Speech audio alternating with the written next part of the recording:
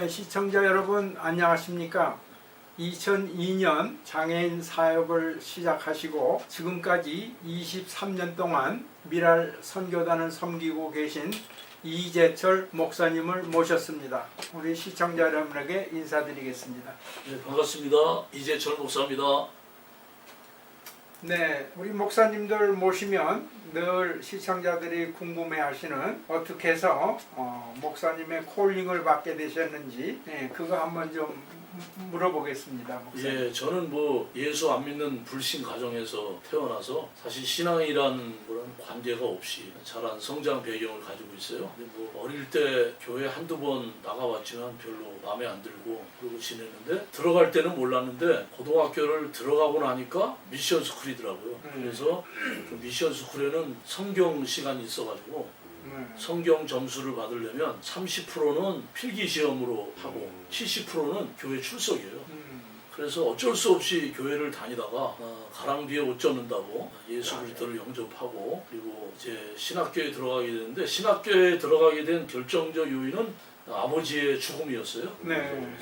제가 워낙 자유분방하게 살아가지고 고등학교 졸업하고 가수가 되는 게 꿈이어가지고 제가 노래 좀 잘하는 거 아시잖아요. 그래서 그쪽으로 좀 이렇게 활동을 하고 있었는데 갑자기 평생 경찰 생활을 하셨던 건강하던 아버지가 그 간경화가 오셔가지고 처음에 황달로 오죠. 네.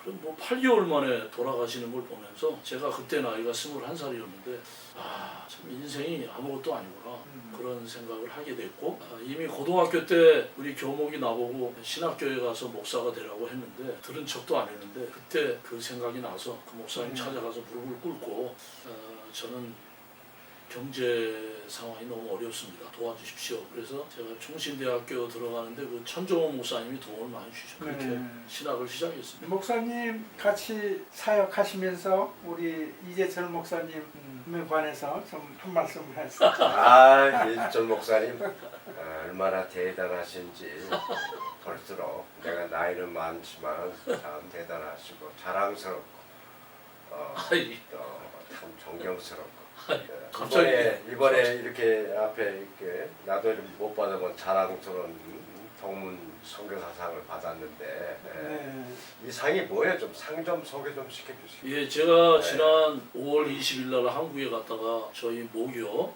총신대학교 124년 됐거든요. 이제 홈커밍데이라 그래서 1년에 한 번씩 선후배가 한 자리에 모이는 그런 자리인데 1년에 한 번씩 이제 교수 동문 중에 한 사람, 목회자 중에 한 사람, 선교사 중에 한 사람 이렇게 세 사람을 뽑아서 상을 줘요. 그 타이틀이 자랑스러운 총신 동문상이에요. 근데 이번에 제가 장애 부문에서 처음으로 장애 선교사 부문으로 이번에 이 상을 수상하게 된 거죠. 축하. 감사합니다. 이렇게 번쩍번쩍한데 진짜 금입니까? 어떻게? 진짜 금인 것 같은데 모르겠습니다. 감사해요. 예. 지역에서 이렇게 또 자랑스러운 동문 선교사상으로 이렇게 선출되고 뽑히신 것 축하를 드립니다. 감사합니다. 네, 우리 그 장애인 사역은 특수 사역에 속하지 않나 그렇게 생각이 되는데 우리 이 목사님은 미랄 선교단을 섬기면서 어려운 점도 있고 또 보람된 일도 있고 또 하나님의 그 특별한 체험을 은혜를 체험하지 않았을까 하는 그 생각이 좀 드는데 혹시 특별히 하나님의 은혜를 꼭 이번에 청취자들에게 좀 들리고 싶은 그런 사항이 있으면 좀 한두 가지 소개해 주시면 감사하겠습니다. 예, 제가 지금 장애인 사역을 하고 있지만은 사실 신학교 들어가서 공부하고 졸업하고 목회할 때까지 저는 제가 2살 때 소아마비로 장애인이지만 내가 장애인이라고 생각해 본 적이 없었어요. 그냥 뭐 좀 불편할 뿐이다. 그리고 목사님 장로님 아시는 것처럼 굉장히 당당하고 자신만만하고 씩씩하고 그렇게 지내서 장애인에 대해서는 전혀 마인드를 안 열고 있었어요. 그랬는데 제가 한국에서 그 한창 목회하고 있을 때 LA에 이민 와서 목회하던 우리 양기정 목사님이 미국에서 들어오기만 하면 날 만나서 너 미국 가서 장애인 사역 하자.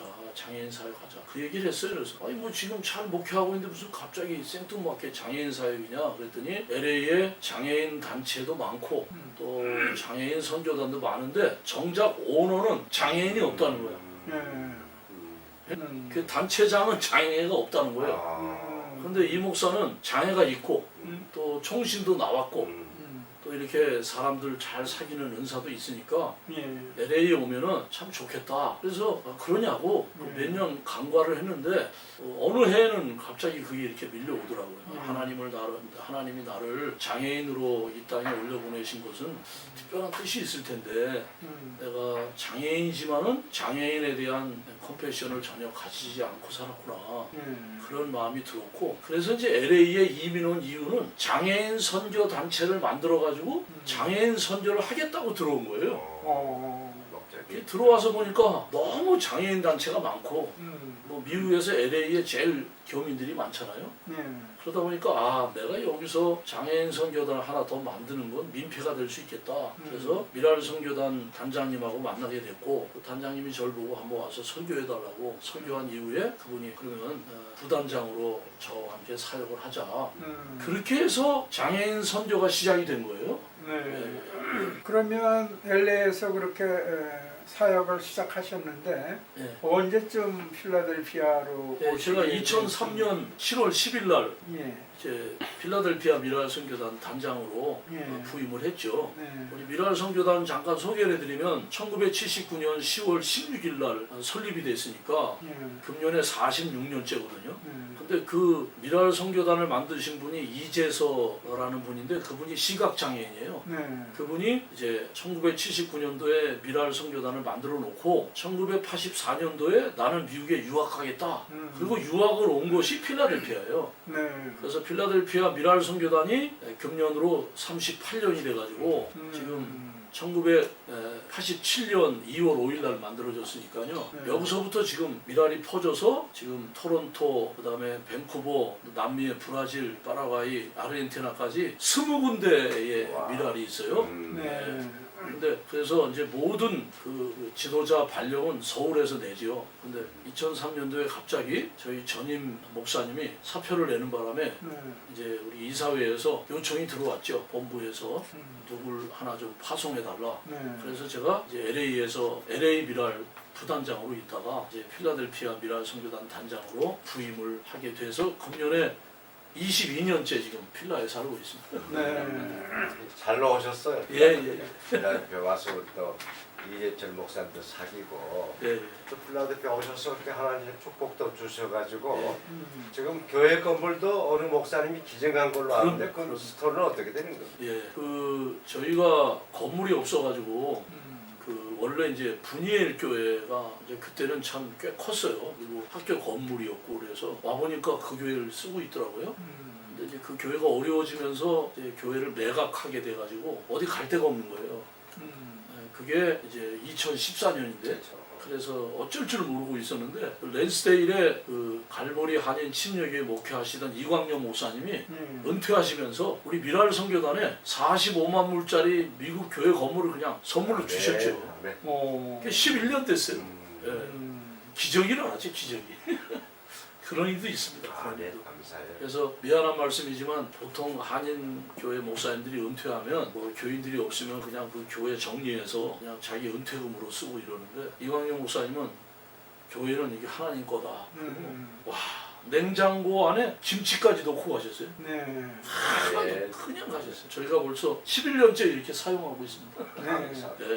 그 좀 유치하다 그럴까요? 저 미랄 선교단 그러면 미랄이 무슨 의미인지 청취자들이 좀 궁금하고 또 저 본인도 좀 그 내용을 좀 알고 싶습니다. 그 성경 요한복음 12장 24절 하늘에 미리 땅에 떨어져 죽지 아니하면 하늘 그대로 있고 죽으면 많은 열매를 맺느니라. 거기서 미랄이 나온 거예요. 그래서 우리 그 장애인들을 위해서 우리가 하늘의 미랄처럼 죽고 썩자 그런 의미로 우리 미랄이라는 이름을 지었고요. 예. 보통 제가 설교하러 가면 미랄 선교회 이재철 목사님이라고 소개하는데 저희는 미랄 선교단이거든요. 미랄 선교단이라고 이름 붙인 이유는 뭐냐면 1979년도에는 장애인이라는 말도 없었어요. 다 불구자. 그다음에 그 장애인을 비하시키는 그런 말만 있었는데 그때 미랄 선교단을 만들면서 교회에서 그리고 그 한국에서 이 장애인에 대한 어떤 그 베네핏이 온전히 서면 이 선교단은 없어져야 된다. 그러니까 우리가 이제 쉽게 말하면 올림픽 선수단이 뭐예요? 올림픽을 위해서 만든 거잖아요. 올림픽이 끝나면 해단되는 것처럼 하여간 이 땅에 장애인에 대한 그 폄하가 없고 차별이 없는 세상이 되면 미랄 선교단은 해체돼야 된다. 그래서 선교단이라고 붙인 거예요. 근데 뭐 지금 46년이 됐지만 뭐 한국에 가보시면 아직도 장애인에 대한 편견과 그 가보면 제가 그 전철을 타고 다니는데 그 어느 순간 가다 보면은 계단이 나타나요. 그러면 저는 뭐 그래도 불편하지만 걸어 다닐 수 있지만은 휠체어 장애인들은 그냥 가다가 못 가는 거예요. 가다. 그렇네요. 예. 그런 거라든지 뭐 이제 장애인 그 파킹랏에 그냥 차 갖다 댄다든지 뭐 이런 거는 아직도 한국은 아직 먼 것 같아요. 제가 미국 와서 가장 그 인상 깊었던 게 그래요. 어디 인도요. 이게 전부 장애인이 휠체어 탈 수 있도록 해놨고 그렇죠. 건물도 네. 다 휠체어 타고 들어갈 수 있도록 해놨는데 그래서 우리는 그것도 이제 표현도 뭐 장애우 이제 그런 표현을 쓰고 좀 조심해서 하고 얘들 학교 해도 같이 공부를 시켜요. 여기는. 맞습니다. 그런데 한국은 아직도 저도 많이 울었었는데 장애인 학교를 세는데 동네 사람들이 반대해요. 그렇죠. 미랄 학교 만들 때 그랬죠. 건물을 못 짓고 그런데 앞으로 더 좋게 환경이 바뀌라고 믿습니다. 예, 우리 수고들 홍종길 하셨습니다. 목사님이 이제 미랄 선교단 이사장 하실 때 미랄 그 학교를 만들었거든요. 네. 그런데 아까 우리 박 목사님 말씀하신 것처럼 온 동네 주민들이 들고 일어나가지고 굉장히 시간이 오래 걸렸어요. 그러면서 아파트 쪽으로 입구를 내지 말고 뒤쪽으로 내라. 그래가지고 그렇게 해서 미랄 학교가 만들어졌는데 아까 말씀드린 것처럼 많이 아시네요. 그러니까 전에는 장애인 따로 공부시키고 그다음에 그 일반 건강한 학생들 따로 공부시키고 그랬는데 요새는 통합 교육을 합니다. 네. 그래서 아예 같이 공부를 시켜요. 그러다 보니까 처음에는 부작용이 좀 있었는데 그 장애 아동들도 아 나는 장애인이 아니구나 그런 느낌을 갖게 되고 또 일반 학생들도 아 장애 아들이 굉장히 이상한 애들인지 알았는데 지내보니까 정도 있고 다르거든요. 그래서 이렇게 서로 요새는 그걸 통합 교육이라고 그래가지고 그렇게 교육을 하고 있어요. 네. 그냥 그 장애인들 중에도 지금 목사님 말씀대로 목사님은 생활하는데 거의 불편이 없으시고 그런데 또 어떤 장애인들은 생활하는데 정말 휠체어를 꼭 의지해야 되고 또 보는데 어려움이 있고 듣는데 어려움이 있고 그 뭐라 그럴까 천차만별일 것 같은데 그런 분들을 일정한 스탠다드를 두고 교육을 시키는 것도 그 교육 과정이 그렇게 쉽지 않을 것 같은데. 예, 그런 게 있죠. 그런 게 있는데 이제 제가 말씀드리는 거는 이제 애들이니까 교육은요. 거의 오티즘, 자폐, 다운 신드롬, 또 이제 뇌성마비 이런 애들이거든요. 이제 그런 아이들이 항상 이제 따로 그 교육을 시키니까 그 아이들끼리만 이렇게 모인단 말이에요. 근데 이제 일반 학생하고 섞여 놓으니까 처음에는 막 일반 학생 부모들이 막 항의도 하고 그랬는데 지내놓고 보니까 이게 믹스가 되면서 내가 안 가진 거를 제가 가지고 있고 또 내가 모르는 걸 제가 알고 그래서 이렇게 하나가 된다 그런 의미죠. 예, 그건 아주 좋은 교육 정책인 것 같습니다. 예. 특별히 그 매년 보면 저희들이 이 지역에 살면서 미랄 선교단에서 그러니까 복음성가 가수도 초청하고 미랄의 밤이요. 미랄의 밤. 예, 미랄의 밤 이런 거를 하는데 참 특히 미랄 선교단에서 다른 건강하다면 이상하지만 여러 단체가 하지 못하는 거를 저렇게 매년 정기적으로 하는가 이렇게 좀 궁금한데 어떻게 무슨 지원단체나 정부 같은 데서 후원이 있습니까? 아니면 없습니다. 그러니까 사람들이 예. 참 알지 못하는 사람들이 자꾸 소문을 내는데 뭐 미랄에는 사람들이 많다. 그다음에 뭐 정부에서 돈을 받는다. 그런 얘기하는데 여러분들이 아셔야 될 것은 이제 그걸 그랜트라 그러는데요. 예. 정부에서 돈을 받으려면 종교성이 없어져야 돼요. 예. 그러니까 공식적으로 예배를 못 드려요. 예, 그래야만 그랜트가 와요. 근데 저희는 모이면 예배 드리고 장애 아동들 모여도 예배 드리고 아멘. 기독교 정신이기 때문에 정부에서 그랜트를 받을 수가 없어요. 그렇겠네. 저희가 몇 번 신청을 했는데도 그게 안 되고요. 그리고 우리가 미랄의 밤을 하는 이유는 두 가지인데 하나는 미랄 선교단을 알리기 위한 하나의 방편이면서도 그 미랄 선교단을 통해서 그날 표도 팔고 그다음에 이제 책자에 광고도 실으면서 펀드레이징을 받는 목적이 크거든요. 예. 그래서 이제 처음에는 장애를 가지고 있으면서도 지명도가 있는 그런 분들을 모셨어요. 네. 그러니까 이제 그 옛날에 지금은 나이가 많이 들었지만 네 손가락으로 피아노 치는 이이아 자매라든지 또 이제 스웨덴의 그 레나 마리아라고 그 복음 가수라든지 뭐 그다음에 차인홍 교수 소아마비 바이올리스트라든지 또 이지선 자매 이런 자매를 초청했는데 이게 장애를 가지고 있으면서 믿음이 있으면서 사람들이 알만한 사람들이 이제 없어. 그러다 보니까 이제는 유명 가수나 연예인 중에서 믿음 좋은 사람을 부르기 시작한 거예요. 그래서 참고로 금년에는 10월 12일 오후 5시 주일날 영생장로교회에서 탤런트 오윤아 집사님이 와서 간증합니다. 네. 오윤아 집사님 아들이 자폐예요. 네. 그래서 이번에 오늘 그렇게 저희 님을 꾸려가고 있어요. 예. 아유 수고 많. 이런 저 특수 사역을 하려면 아내의 내조가 없으면 할 수가 없을 텐데 이 소식을 들으니까 할아버지 됐다는 소식도 있고 그래서 아이 그럼요. 사모님 어떻게 만나셨는지 가족상은 아이, 어떻게 되는 건지 이렇게 요즘 아이고 그런 잘 얘기는 보여야 안 쫓겨납니다. 그런 얘기는 이거 제가 결혼한 얘기는 이게 쉽게 할 수 있는 얘기가 아니고 그거는 진짜 따로 몇 시간 잡아야 되는 얘기고. 참고로 사실 여기 장로님도 목사님도 자녀들이 계시지만 장애인들이 결혼하는 거 쉽지 않아요. 네. 그러니까 뭐 아예 뭐 장애인이면 어때 사람 올바르면 되지 하지만은 장로님 따님이 소아마비 장애인을 데려가서 결혼하겠다? 박수 치면서 환영 못해요. 쉽지 않죠. 우리 목사님 아들이 그 장애 가진 자매를 데려가서 결혼하겠다 그러면 허락하기 힘들어요. 그러니까 진짜 저도 나이가 들어가면서 결혼이 제일 넘기 힘든 그런 장벽이었고요. 뭐 그 얘기는 뭐 나중에 기회가 되면 너무 귀한 얘기이기 때문에 오늘 끌어드리지 못하고 그러니까 제 아내가 고생이 많죠. 제 아내가 감사한 건 또 처녀 때 미용실 원장이었기 때문에 머리 하는 기술이 있어서 장애 아동들이 이발소 미장원에 가기 힘들거든요.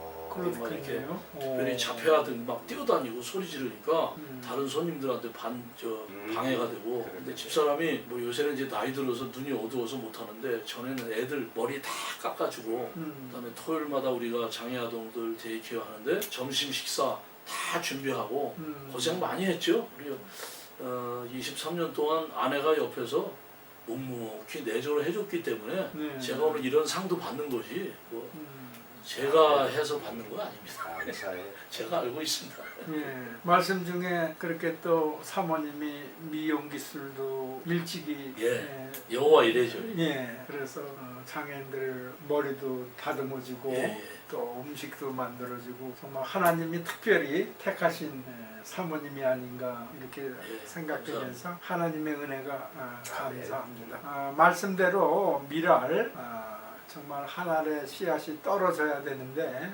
정말 희생 정신이 없이는 이 사역을 감당할 수 없다고 저는 잠깐 이렇게 감동을 받았는데 아무쪼록 우리 목사님이 하시는 미랄 선교단 사역이 하나님의 은혜 가운데 부족함이 없이 또 필요한 일꾼들 있으면 하나님께서 채워주실 줄 믿습니다. 아멘. 감사합니다. 우리 청취자들에게 특별히 아니면 이 장애인 청취자들도 있으실 텐데 목사님께서 특별히 당부하고 싶은 말씀 있으시면 한 말씀 해주시면 좋습니다. 예예. 그 장애인 심정은 장애인밖에 모릅니다. 사람은 경험해 보지 않은 상황은 추측만 할 뿐이지 가슴에 닿지 않죠. 네. 저는 2살 때 소아마비로 어릴 때부터 장애를 가지고 살아왔고 나를 만나는 사람들은 목소리도 크고 씩씩하다 그러지만 제 마음 한구석에는 장애에 대한 아픔을 아직도 안고 살죠. 네. 그리고 어릴 때 제가 경기도 쪽에서 성장했는데 학교를 오가면서 아이들한테 놀림받았던 그런 상처가 가끔은 되살아나서 제가 힘든 시간을 이렇게 나이가 들었는데도 지우지 못하고 살고 있는데요. 장애인은 특별한 사람이 아니고요. 좀 다른 사람입니다. 다른 사람. 한국 사람들은 다른 것과 틀린 것을 구분을 못해요. 네. 장애인은 다른 거지 틀린 게 아니에요. 여러분하고 조금 다를 뿐인데 장애인에 대한 편견을 좀 버리셨으면 좋겠고요. 장애인들도 여러분과 똑같이 느끼고 또 여러분이 누려야 할 행복을 얼마든지 누려야 할 그럴 그 특권이 있는 분들입니다. 그래서 장애인을 특별하게 보지 마시고 또 그렇게 막 동정하려고 하지도 마시고 그냥 편하게 그냥 사람들을 대하는 것처럼 장애인을 대해주시면 너무 감사할 것 같고요. 또 우리 미랄 선교단이 운영이 되려고 하고 또 건물이 있다 보니까 아무래도 재정적인 도움이 많이 필요하기 때문에 좀 관심을 가지고 미랄 선교단에 그 마음으로나 물질로 도움을 주시면 큰 힘이 되겠습니다. 네, 그 말씀하시는 중에 그 제가 나이가 먹어서 그 가사는 생각이 안 났는데 너 가진 거 예, 나라는 그것 좀 한번 그 가사 생각나시면 예, 나 가진 재물 없으나 나 가진 재능 없으나 이제 공평하신 하나님이 나 남이 못 본 것을 보게 하셨고 또 남이 가지 못한 것을 내가 갖게 하셨다. 그 나라고 하는 송명이 뇌성마비 장애인의 시죠. 여러분 우리 미랄 선교 단장 이재철 목사님께서 여러분들에게 호소하신 것, 이 특수 사역을 감당하시는데 건물도 유지해야 되고 또 사역을 위해서 필요한 재정이 필요하다고 말씀을 하셨는데 오늘 청취자들 중에 이 사역에 동참커져 감동이 있는 청취자들은 미랄 선교단장님에게 연락하여 주시면 대단히 감사하겠습니다. 목사님 바쁘신 중에 이렇게 나오셔서 우리 시청자들에게 하나님의 은혜와 특별히 공평하신 하나님을 증거해 주신 목사님께 다시 한번 감사드립니다. 감사합니다. 고맙습니다.